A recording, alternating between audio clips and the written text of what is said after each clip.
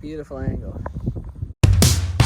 Planning, standing, all the time is spanning, waiting for the show to grow.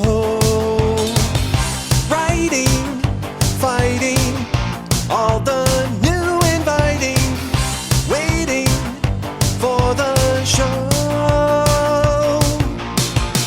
Soon we'll see all the hard work's come to the peak. Have a seat. Now let's meet. This is Sirius AI, and we are seriously caffeinated.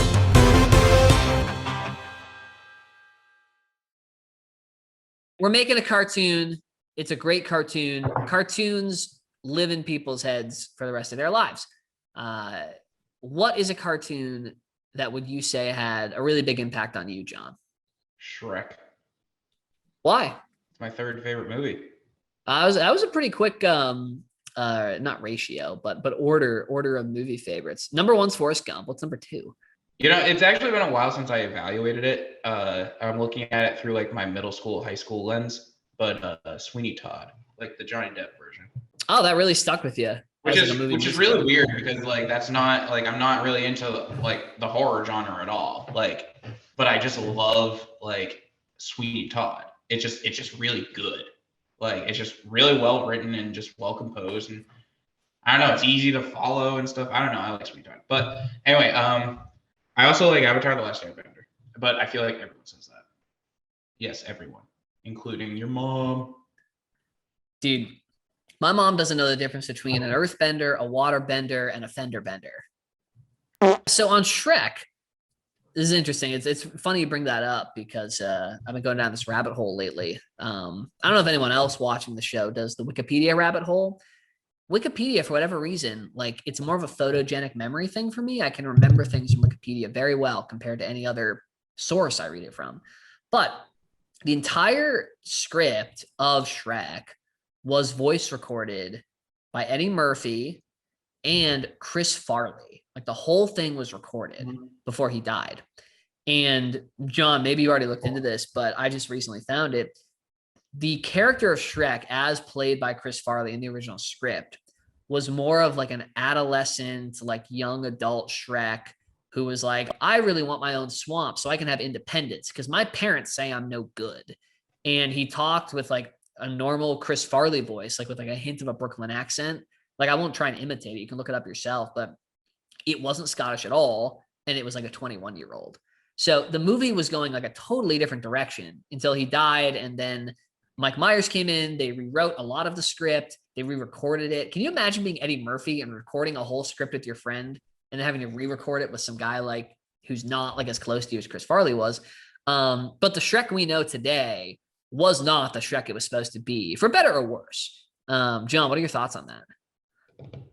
I mean, I did know that Chris Farley was going to be Shrek. I think it's interesting. Well, why does Shrek matter to you? Like, I mean, I will never know. Oh, no, that was my mic, not my cup.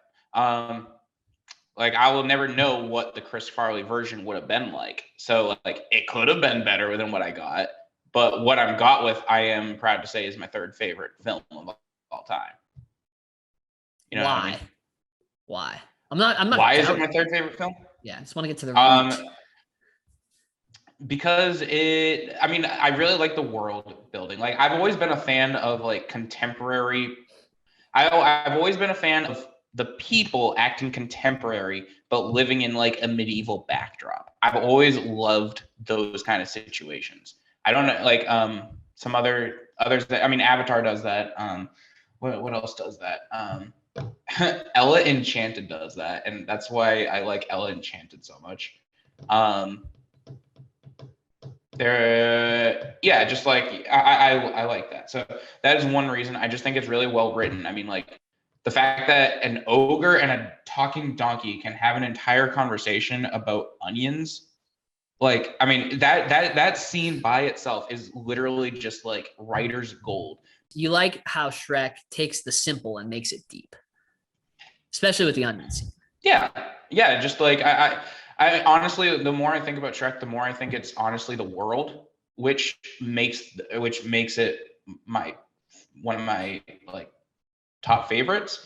I'm really into world building. Like I was about to answer like one of the cartoons that had the most impact on me was actually like Sonic the Hedgehog, but that expanded across multiple mediums. Like that was a video game, that was like there's movies, there's TV shows, there's comic books, like everything. Like Sonic the Hedgehog just had. And the thing is about Sonic that is never even consistent. Like there's very little connecting, but the universe that it was built around it was just really big, surprisingly. And I remember in middle school, I made my own like Sonic character and stuff, and that's like how I got into like wanting to write creatively, because I went on neopets.com and I would start role playing on the chat boards, means essentially like you take on a character and you just write paragraphs, kind of like, I mean, we sort of have done that before, but like this, like just, pre-teens, just like writing crazy Sonic original content was, yeah. So I would say for me, it's the world building. Sorry, go on. Sure. No, that makes sense. I think we have a very different answer to this question, at least from what I thought of originally. Because the reason that my favorite cartoon is the reason my favorite cartoon is what it is because the payoff for me isn't the depth. It's the fact that it's like watching cartoon crack. Now, I've never done crack, but Speed Racer is the closest thing to cartoon crack that I have ever, or crack in general. No, you're not actually going to go with Speed Racer. That is not your answer. I mean, it is. Speed Racer is one of the most impactful and favorite cartoons that I've ever seen. Let me tell you the story. From a young age, 4 years old, a boy wants someone to look up to, but not someone too old because like you can't connect with them, but a young adult or perhaps a teenager. When you've got a, photogenic, like powerful race car driver for a 4 or 5 year old, like, wow, like that's what it means to be a successful grown up. Is you're young, but you're a great race car driver, right? And first of all, great theme song. I'll sing it, if I need to. I won't sing it because I don't have to. You can look it up yourself. But great theme song, very simple plot too. Almost the plot's the same every episode, so easy to follow along. There's a family dynamic, so you can relate to the family and wanting to continue a family legacy. There's this whole mysterious thing that like you're in on as the viewer, but the characters aren't, which is that the nemesis of Speed Racer is actually his brother, and his brother is actually trying to help him even though he's his nemesis. So like you're in on this secret, but the characters have no idea. So you feel like you're like big brain while watching it, right? But what does this have to do with crack? It's because the episode moves so fast. And I think that is honestly just a trait of Japanese anime where things like move very fast for the American viewer. But you've got the fast moving plot plus the car is crashing and the car racing and it's just pure adrenaline, right? So in short, that's why, as a kid, I loved Speed Racer and I always have a special place in my heart. It's never done me wrong. I'm glad that you justified it. It just answers so much about you. Yeah. How so? Yeah. Cause you want to be big brained and just go really intense on things sometimes. Not a cartoon, but excellent animation that I would highly recommend to anyone to check out. I almost blanked out on the title on the spot. Waking Life, the movie. Incredible film, independent film. Really the antithesis of Speed Racer in the sense where there's depth to it. There's deep philosophical questions. It's been so long since I saw it too. Like, John, can you take a crack at describing Waking Life and why you and I enjoy it? It's just like a montage of different scenes and setups and characters all talking about like, hey, you've been corrupted by a social system, like see life as it is, kind of. Yeah, at least that's part of the That's what it's messaging. like. It's part of the consistent messaging. And I remember it brings together varying perspectives of people from all across the world. Like you hear, I'll reveal one of the scenes. You listen to this guy just talking, and he sounds like he's not talking about anything extreme. He's not talking about anything that you're like, oh my goodness. Like he's just talking. You're like, oh yeah, that makes a lot of sense on like how we see the world and why there's problems in the world. And then he goes on the corner of the sidewalk and self-immolates in protest. You know, he like lights himself on fire to like protest what he's talking about.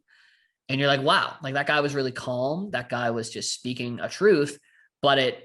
And you know, I don't know if this is the intended effect, but this is what made me think of is, okay, well, this cartoon just made me self-reflect on what is so important.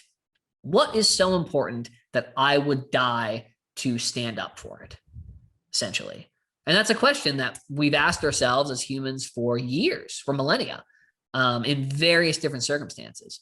So in today's society filled with, you know, the comforts and the not imminent threats to your life on a daily basis, you know, in some parts of the world, it's not a question we ask ourselves a lot. But that cartoon made me question that. And maybe that's probably the best way to explain why I like it so much. It's because it asks the tough questions. It makes you think on things that you're not accustomed to thinking about and forcing yourself to consider those scenarios, which is to an extent what we are trying to do with Sirius. Maybe not at that deep of a level right off the bat, because we're also appealing to kids, but and like a younger audience. But, you know, would you agree? Yes, except in a musical. In a musical. Golden age of animation. Gotta love it. Gotta love